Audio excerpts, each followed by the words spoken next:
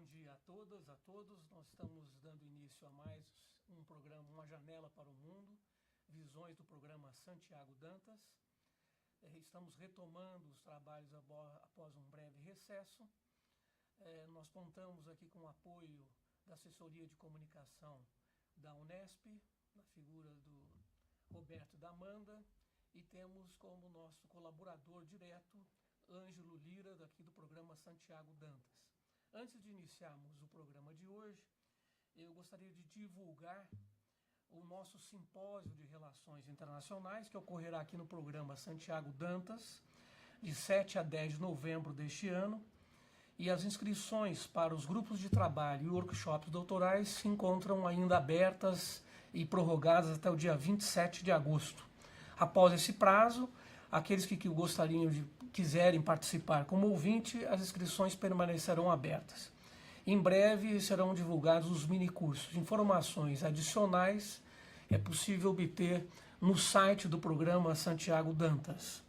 A proposta desse programa, então, é propor temas de relações internacionais, propor um debate, a reflexão qualificada a respeito de várias questões.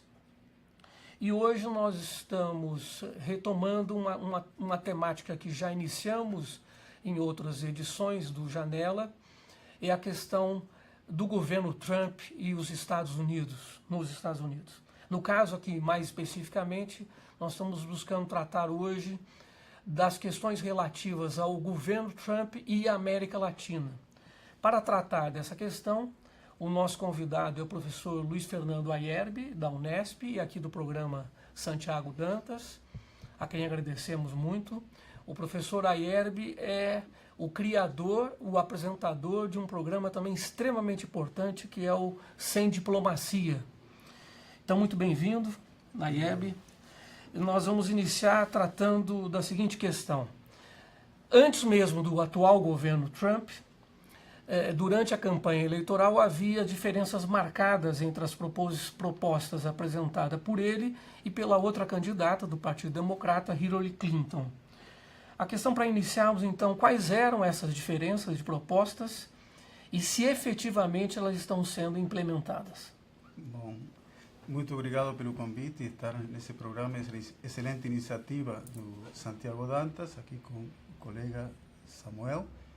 E, de fato, o importante era que havia um favoritismo de Hillary Clinton, e se bem, quando falamos de Estados Unidos e América Latina, nós temos uma perspectiva de que a região não é muito importante para o país, vamos só lembrar que a única grande política regional foi implementada por Kennedy, que foi a Aliança para o Progresso. Depois disso, não houve alguma linha regional. Podemos dizer que com Clinton as cúpulas das Américas que foram instituídas. Então a ideia de importância da América Latina, seja para Hillary Clinton como para Trump, nos debates da corrida presidencial, a região praticamente não apareceu. No entanto, o governo Obama, nos seus últimos anos, começou a mostrar o que depois se denominou a doutrina Obama, que era a linha de que Estados Unidos poderiam estabelecer relações com países considerados inimigos ou adversários ou desafetos, desde que houvesse pontos em comum. E foi o caso do reatamento de relações com Cuba, considerada uma mudança importante e um legado do presidente Obama, junto com os acordos com o Irã. Então se imaginava que Hillary Clinton daria continuidade a esse processo. Obama deixou o seu governo numa situação favorável para Estados Unidos na região. Pensemos que quando chegou ao poder, e na primeira cúpula das Américas de Trinidad e Tobago que ele participou, havia uma forte presença dos governos mais progressistas da América do Sul, uma influência importante da ALBA, Aliança Bolivariana para as Américas. Venezuela estava numa situação expansiva na sua política exterior na região. O Brasil estava com um papel de liderança. Nós tínhamos Kirchner, Lula, Chávez, Evo Morales, E quando Obama deixa o governo, há reatamento com Cuba. No Brasil, o processo de impeachment de Dilma Rousseff. Na Argentina, Macri vencendo o peronismo. E Estados Unidos com boas relações com países chaves do hemisfério. México, Colômbia, Argentina, Brasil, Chile. Então, uma situação favorável para Estados Unidos na região, e Hillary Clinton seria, digamos, de alguma forma, a continuidade disso. Aí aparece o fenômeno Trump, que não tem uma política para a América Latina, mas colocou a América Latina na sua ideia de America First, né? Preocupar-se inicialmente com os Estados Unidos e atingindo diretamente o México, que é um aliado dos Estados Unidos, não teve nenhum comportamento crítico contra Estados Unidos, mas foi estigmatizado unilateralmente por Trump. Isso deu uma mudança na transição presidencial, e quando veio a surpresa de que Trump de fato seria o presidente, e que ele criticou inclusive, não por convicção, mas por oportunismo eleitoral, o acordo com Cuba, né? Bom, agora com Trump as coisas vão mudar com relação à América Latina, especialmente com relação a Cuba e com relação ao México, né? A ideia do muro, né? A ideia do NAFTA, de repensar o NAFTA. Então, de fato, o que se esperava era uma continuidade com Hillary Clinton, a partir de uma trajetória que Obama afirmou nos últimos 2 anos do seu mandato, e o que se vê com a chegada de Trump é um ponto de interrogação, mas com clareza de que há uma postura negativa com relação a aliados históricos do país, como o caso do México. E, portanto, na sua visão, está havendo alguma surpresa nos primeiros meses de governo Trump em relação à América Latina? Ou seja, se imaginava talvez alguma ruptura, ou pelo menos alguma inflexão, e ela de fato está se efetivando em relação aos países da América Latina, do ponto de vista efetivo, concreto? Não, porque Trump é um pragmático. Ele não tem convicções ideológicas, embora tenha se posicionado junto com a direita mais nacionalista, étnica, de concepções xenófobas. Mas ele, como empresário na sua trajetória, é alguém que sempre foi pragmático atrás dos seus negócios, né? Inclusive com Cuba, com o Irã. E o que ele está fazendo é aquilo que prometeu. No orçamento que ele apresentou para o Congresso, incluiu o muro do México, isso foi aprovado agora.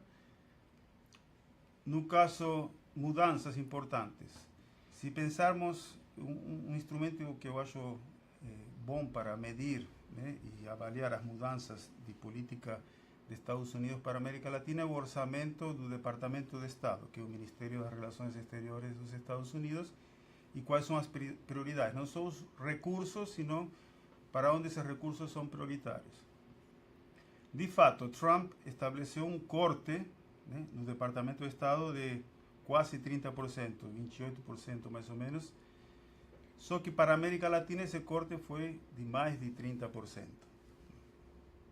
Em termos de lineamentos dos recursos, permaneceram as porcentagens, porque desde Bush, passando por Obama, a prioridade dos recursos que iam para o hemisfério era programas como o Plano Colômbia foi em determinado momento, que era a ideia de treinar as forças de segurança para lidar com crime organizado ou movimentos de guerrilha. Isso foi depois, com Bush, estendido para o México, a Iniciativa Mérida. E com Obama se criaram a Iniciativa para a América Central e a outra Iniciativa para o Caribe. Só esses programas, Colômbia, México, América Central e Caribe, sempre tiveram quase 50% do orçamento para toda a região, para todo o hemisfério, inclusive Canadá. Com Trump continua, só que os volumes são muito menores. Então, com relação à Colômbia não houve um grande corte, com relação ao México houve quase 50% de corte, e com relação à América Central e Caribe um corte muito mais drástico. Mas se nós pensarmos em termos de prioridades, não houve mudança. Então, que é a ideia de combate ao crime organizado como um fator importante. uma novidade, pela primeira vez não há destinação de recursos para a Venezuela ou para Cuba. Os dois países recebiam muito pouco, né? Porque os recursos do Departamento de Estado são para programas normalmente de cooperação com os governos. Então tem com o Brasil, com a Argentina, etc. Como o país não tem cooperação com o governo de Cuba e de Venezuela, os programas eram para fortalecer organizações da sociedade civil, geralmente oposicionistas, para combater os regimes, né? Mas dessa vez não teve nem para isso, ou seja, 0 para Venezuela, 0 para Cuba. Como interpretar? Ou seja, no orçamento não há uma justificativa por que 0 para Cuba, 0 para Venezuela. Mas aí tem outro fator dentro de que você colocou, a importância da região. Como se manifesta? Esse orçamento é feito pelo governo Trump, mas ele ainda não nomeou o subsecretário para o hemisfério ocidental do Departamento de Estado. Quem está a cargo dessa subsecretaria é um funcionário que vem do governo Obama. E esse orçamento foi feito por funcionários anteriores. Então, o critério para a elaboração desse orçamento não é que Trump esteja dando uma direção muito diferente. Então, isso é uma característica importante também da falta de importância da região. Mas também tem outro elemento que aparece quando se discute o governo Trump. Qual é sua política exterior? Como ele se coloca em termos de, digamos, de correntes de pensamento. E ele tem um forte apoio de correntes realistas, que sempre apoiou desde a campanha o Center for the American Interest, National Interest, a revista The National Interest, que eles discutem, por exemplo, um tema que para Estados Unidos já não deve ser tão importante, está se colocando a perspectiva de tirar como mote da política exterior, é a defesa da democracia. Então podemos interpretar que talvez o tema da democracia que estava por trás dos programas para Cuba e Venezuela esteja dentro dessa linha de que Estados Unidos já não colocam como norte da sua política exterior a defesa da democracia ou de mudanças de regime, né? Mas de fato a política de Trump não tem uma coerência com relação à América Latina, se foca no México, né? Com relação a Cuba, tem aquele discurso recente em que anunciou grandes mudanças, né, com relação ao que Obama tinha feito, mas que de fato não aconteceu nenhuma grande mudança, porque se entrelaçaram uma série de interesses entre empresas norte-americanas, setores internos de Cuba, negócios que estão sendo levados adiante, e não há interesse nem da sociedade americana, nem dos empresários em que se volte atrás. Então, mas Trump tem que agradar essa base anticubana de Miami, então fez um discurso muito crítico do governo de Castro, dizendo que ia mexer com os militares, com as empresas dos militares, mas de fato não se sabe como que isso vai recorrer na prática. Então essa é um pouco a situação. Eu sei que é muito cedo ainda para fazer qualquer tipo de prognóstico, mas é possível que, e o caso da Venezuela e Cuba são casos bastante exemplares nessa questão, de que essa defesa da democracia e a busca de mudança de regimes seja de alguma forma substituída por uma agenda mais pragmática e fique em segundo plano essas outras questões, porque isso afeta diretamente esses dois casos em particular, né? Claro, sim, estou de acordo, porque de fato, qual é a percepção na América Latina com relação a Trump? Que é um presidente personalista, sem convicções claras, né, pragmático, e com o qual você não vai discutir questões doutrinárias. Ou seja, não há temas controversos como com relação a Clinton, que era a ALCA, por exemplo, né, ou a questão de Cuba não fazer parte das cúpulas das Américas. Essas questões os governos da América Latina já não colocam, inclusive se pensarmos, como disse no início, né, a situação para os Estados Unidos é muito favorável na região. De repente, Trump incluiu um problema, criou um problema com o México, sem necessidade, porque a maioria dos países são aliados dos Estados Unidos. O que acontece? Por exemplo, Maurício Macri, que frente à situação do Brasil, que está consumido pela sua agenda interna, está deixando de ter o peso que tinha anteriormente, o Macri está ocupando esse espaço. E na lógica de Macri, que apoiou Hillary Clinton, né, iniciou uma agenda de contato presidencial, ou seja, uma prioridade, o presidente do Peru, bom, vamos ter uma agenda bilateral presidencial e discutir temas pontuais. E não há nenhum tema controverso em termos de questões ideológicas, etc. Então se discutem interesses principalmente econômicos, comerciais. O grande teste será a Venezuela, né? Ou seja, Venezuela apareceu o problema que não estava colocado como algo relevante durante a campanha eleitoral, mas instalou o problema Venezuela e Trump começou a ter uma postura mais crítica. Mas lembremos que quando assumiu Trump, Maduro buscou ter uma relação próxima com Trump, invocando que ele seria um nacionalista, né?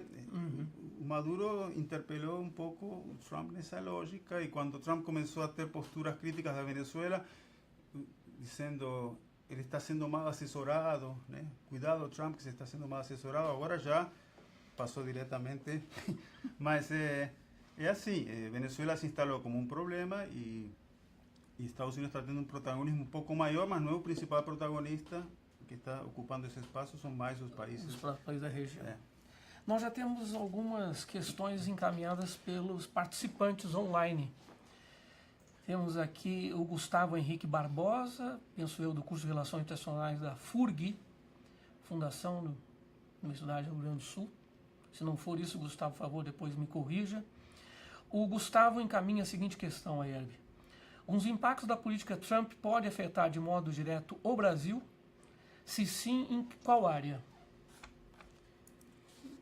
Obrigado pela questão. Eu acho que não. Porque o Trump não tem uma política para a América Latina, né? Então ele trata de questões pontuais. A única questão assertiva é a ideia do muro com relação ao México, que já, inclusive, disse que era mais uma questão de impacto. Então ele até pediu para Peña Nieto que evitasse falar que México não ia pagar o muro, porque de fato Estados Unidos coloca isso como uma questão mais simbólica, né? Fora o muro e fora a questão do NAFTA, que vai colocar, que é um tema da América do Norte, nas relações com o Brasil não há nenhum problema, simplesmente que, diferentemente de Macri, que assumiu uma postura mais afirmativa, que fez uma visita aos Estados Unidos, conversou com Trump, estabeleceu uma agenda, digamos, de interesse do seu governo. No caso do Brasil, isso não está acontecendo. O protagonismo presidencial de Michel Temer, não, mas isso não significa que haja algum problema que possa se apresentar para as relações com o Brasil. E nós temos uma outra questão da Maria Garcia, obrigado por encaminhar. Em que medida esse corte do orçamento da Colômbia, dos Estados Unidos em relação à Colômbia e México, não prejudica, ou ela não diz isso, não prejudica, eu estou adicionando aqui, Maria, com a sua permissão, não prejudica a própria segurança dos Estados Unidos? E se o muro, pergunta a Maria Garcia, será o suficiente para o controle da fronteira e entrada dos crimes ligados ao tráfico? Obrigado pela pergunta. No caso da Colômbia, a redução foi pequena, mas tem que pensar que na Colômbia se deu a pacificação. Então, e do ponto de vista do plano Colômbia, na época de Pastrana, né, o Clinton, né, no caso dos Estados Unidos, é visto, já quando chegou Obama, como um caso bem sucedido. Ou seja, esse investimento na Colômbia teve o retorno, do ponto de vista dos Estados Unidos, favorável, na medida que levou à pacificação. Então já não se justifica no orçamento a quantidade de recursos que historicamente foram destinados. No caso do México, houve um corte maior, né, do que se estabelecia até o ano anterior. A questão que o Trump coloca é que o problema da resolução do crime organizado então tem que ser mais problema do México, e Estados Unidos vão tentar evitar que transborde para o país através do muro, que aumentaria a segurança. Mas se isso vai funcionar, não. Todas as análises, em geral, colocam que acrescentará pouco, mas também há outro fenômeno. Não está havendo tanta migração mexicana para os Estados Unidos, ao contrário, muitos mexicanos, assim como latino-americanos, estão voltando para os seus países. A crise econômica tem afetado a remessa de recursos para famílias no exterior. Então, não é que tenha explodido uma crise que levasse Estados Unidos à necessidade de repensar a fronteira e instalar um muro. Trump, oportunisticamente, instalou esse tema na campanha, né? Criou um fantasma, um inimigo, né? E uma solução que seria um muro, e está implementando isso, o que não significa que, de fato, o problema é tão grave como se coloca. Então, digamos que a redução de recursos poderia, sim, prejudicar o combate ao crime organizado, mas houve diminuição de recursos para a iniciativa de colaboração entre as forças de segurança, mas o muro, os recursos por um muro compensam, né, essa perda, né? E o Trump acredita que esse pagamento inicial depois será compensado com recursos do México, que é improvável, né? Eu gostaria de retomar um ponto que você já iniciou a análise, e agora olhando essa relação dos Estados Unidos com a América Latina, desde a América Latina. Então, a partir de 2015, esse chamado giro mais à direita de boa parte dos governos, isso tem afetado essa relação, essa agenda? Por enquanto não é possível ainda estabelecer marcos mais nítidos a respeito. Como que você vê essa nova configuração a partir do governo Trump? Bom, ou seja, no final do governo Obama, não graças ao governo Obama, mas de fato a mudança interna em dois grandes países que eram importantes em termos de liderança, que é Brasil e Argentina, a mudança política interna, alterou, né, a ideia que se manifestou na construção da Unasul, né, da CELAC, ou seja, organismos multilaterais nos quais não havia presença de Estados Unidos. Isso sinalizava como que havia uma visão mais autonomista da América Latina com relação aos Estados Unidos. De fato, quando Obama reatou relações com Cuba e a Argentina mudou sua linha política, o novo governo, o Brasil, o único país que ficou destoando, digamos, foi a Venezuela, porque Cuba passou a ter também nunca teve uma postura assertiva com relação aos Estados Unidos, mas sempre fez as suas críticas com relação ao bloqueio, etc. Mas Cuba não era um ativista anti-americano, digamos. Na percepção dos Estados Unidos era a Venezuela. Bom, a Venezuela ficou isolada e tão consumida pela sua agenda interna que já não tem mais incidência regional. Então, esse quadro independe de Trump, é uma tendência, né? Porque a crise da Venezuela poderá se agravar, mas dificilmente Venezuela se torne um país que ameaça Estados Unidos. Nunca foi, nem será. Né? Então, a situação é confortável. O que acontece? Trump inventou, como já disse, uma série de problemas, mas de fato não criou nenhum tipo de linha de política exterior de alcance regional. Então, para mim, não haverá nenhuma mudança importante. O único teste para ver o que pode surgir em termos de alguma controvérsia ou algum conflito é Venezuela. Mas também, no caso da Venezuela, um certo pragmatismo, né? Porque há uma preocupação de que Venezuela se torne uma nova Síria, né? E que isso implique migrações massivas, afetando os vizinhos, inclusive o Brasil, e não há um interesse de nenhum país, por mais que não goste ou goste menos do governo bolivariano, de que o país exploda, né? Então, poderá explodir por uma dinâmica interna, mas não é um interesse que o país exploda, pelos problemas que pode criar. Mas isso é uma situação pontual, ou seja, não há uma agenda hemisférica, uma controvérsia com relação a temas importantes, comerciais. Então, acho que é uma situação favorável para Estados Unidos e para os governos mais à direita. Agora, como Trump é imprevisível e alguém que cria situações conflitivas, isso pode ser um problema. Parece que está chegando uma outra questão. Vamos então aguardar, ainda temos tempo para mais uma pergunta. Eu gostaria, nesse intervalo, de reforçar então o nosso simpósio de relações internacionais de 7 a 10 de novembro deste ano, e informações adicionais no site do programa Santiago Dantas. Nós temos uma questão da Ana Luísa Veduato. Se não for isso, desculpe, Ana Luísa, obrigado por encaminhar a pergunta. Ela apresenta a seguinte questão, Ayeb: o relativo distanciamento dos Estados Unidos em relação à região América Latina, América do Sul, poderia ser entendido como um dos fatores causais para o afrouxamento da integração regional? Sim. Obrigado pela pergunta. Nós temos que pensar o seguinte: quem que está preocupado com que Estados Unidos se interessem pela região? Ou seja, por que é ruim que Estados Unidos não se interessem pela região? Se ao contrário, toda a lógica anti-imperialista, inclusive, que gerou processos de integração regional, né, partia da ideia de que Estados Unidos estavam permanentemente, né, involucrados na região. Então, que Estados Unidos se desinteressem da região não é um problema. Né?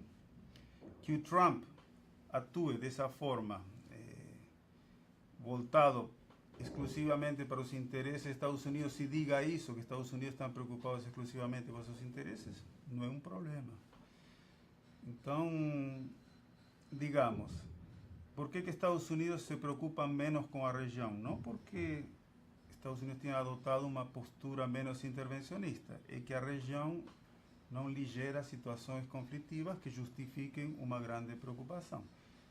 O momento de maior preocupação dos Estados Unidos com a região foi com Reagan, América Central, Nicarágua na época, Granada, Cuba, a ideia de retomar os laços com as ditaduras militares. Então, nesse momento de Reagan havia uma preocupação, a região estava num plano importante das preocupações dos Estados Unidos. Isso era bom? Obviamente que não. Depois, quando a gente vê que os programas desde Clinton, Bush, Obama e Trump focalizam no combate ao crime organizado, né? Ou seja, não são programas ideológicos, são programas voltados para favorecer que o crime organizado não se transfira para os Estados Unidos, né? As repercussões dentro do seu país, buscando na fonte tentar colaborar com governos para estabelecer esse controle. Então, de fato, em regiões onde Estados Unidos identificam situações de desafio, eles são intervencionistas. Ou seja, não é que mudou, é simplesmente que a nossa região não gera para Estados Unidos situações conflitivas que sejam percebidas como ameaça aos seus interesses, o que decorre, então, em menores recursos do Departamento de Estado para a região. Muito bem, muito obrigado, Ayeb. Foi muito bom. Agradecemos bastante a sua presença, agradecemos os participantes online. Esse programa é gravado, ele fica disponível no site do programa Santiago Dantas. Então, agradecendo a todos, desejando um ótimo dia e até a nossa próxima edição.